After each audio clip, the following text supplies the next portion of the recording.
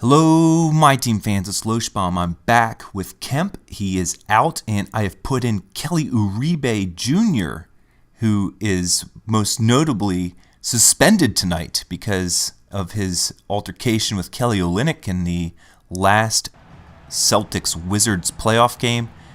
Kelly Olynyk, who I regard as a dirty player, a lot of others do, set a hard screen. It looked like he kind of raised an elbow ever so slightly right into Ourebe's face, and as a result, Oubre charged Olynyk like a crazed man and got ejected from the game, and is also suspended for Game 4 between the Celtics and Wizards.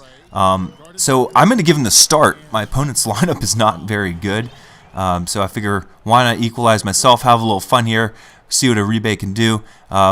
Bigger, so he's guarding Steph Curry, and that's an advantage for me. But he doesn't really have the handles. I mean, as a stat card, it's just nothing compared to the godly lineup I have, or even just some of the the nice sapphires or rubies that are very common right now. The MyTeam cards in general have making a large leap since the beginning of the game when this Oubre card came out. But to give you just an idea of how bad he is stat-wise, for the Wizards cards, there's 46 of them that have been released. He's the 45th best one. There's been 1,621 cards overall released, and he is the 1,513th best card, so not the best.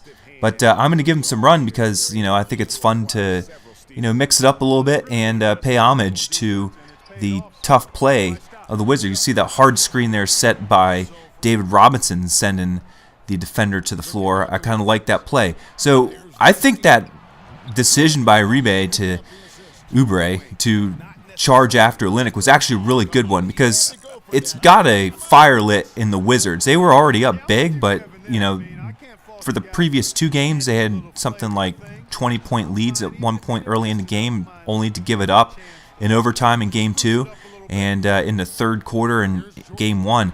And you need to have somebody out there that's just willing to fight for your team. Now, it's probably not the best way to do it, but you need to have a guy that's known for his toughness. Now, Olynyk, I believe, is a guy that kind of, ripped off Kevin Love's wing going for a rebound a couple years ago, the year that the Golden State Warriors first won their championship. And remember the following year, last year, they had both Kevin Love and Kyrie healthy, and that changed things. It was a 7-game series. But I always thought that that team, if Kevin Love had been healthy, would have been a lot better and maybe had won that first one. And Oubre gets a dunk.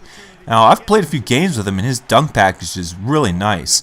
But, because of his stats, he's so slow and doesn't have good shooting at all, you're just not going to want to play with him other than for, kind of a little bit of fun like I do. But here he's shutting down Curry in the paint, gets a block, and now we're starting a fast break, so he's doing some good work there. And Dr. J takes it the other end and gets blocked. So some blocks are happening right now. Let's see what we can do.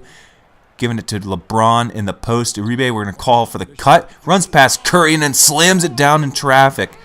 He swings his nuts around in Curry's face, kind of Kempish style right there. So then he's very pedestrian on defense and lets the three-point sink at the end of the half. So this is actually a really close game, uncomfortably close. I've got a good sense for momentum, and my opponent's really getting a lot of benefits from the CPU hand-holding here. But Oubre can't drive, but he can certainly pass it in a cut. See what he can do here. So on CP3, CP3's playing great defense, and that's just not a good decision. See what else we can do. Call for him. Go to the three-point line. Wide open, good look, and low 70s three-point shots just aren't falling today. So when I find myself well behind and things just aren't going my way, like that layup right into the chest of David Robinson, I know that the only way to recover from situations like that is just going for the dunks, and I'm going to just take off with Dominique Wilkins here. He's kind of like my go-to guy when I really need to get the momentum going, and we're going to get some steals here, and he's just doing a breakaway by himself. Oop, off the glass, and it's in. Didn't slam it down, but that definitely gets people's attention when that happens. Here comes the next one running down the lane. No regard for anyone else, just goes around and lays it in. Now we're doing some crazy dribble moves, gets to the lane, lays it up. No good, but we're going to the line for 2. And he's a pretty good free throw shooter. So when I need to just mix things up, especially late in the game, I need that spark. That's what Dominique Wilkins is for. And he's really done me well over the last couple of weeks. And that's actually done me enough to win this seed, because I'm going to close it out with an 8-0 victory. Dominique just shut the door on it. That's probably the last time I'll start Kelly Oubre. But, he got me a shoe. We're going to check out this diamond shoe. I hope it's as good as the last one that I got, which was the green Kobe. And I'm on to the Ruby League next time, so the gameplay is going to be much different. These packs generally stink. There's nothing in them, about 500 or 600 MT total after I sell all this stuff. And then the big moment we're waiting for, this diamond shoe. Hope it's not the Converse. Hope it's something really nice. Maybe a 3-point, maybe a speed shoe.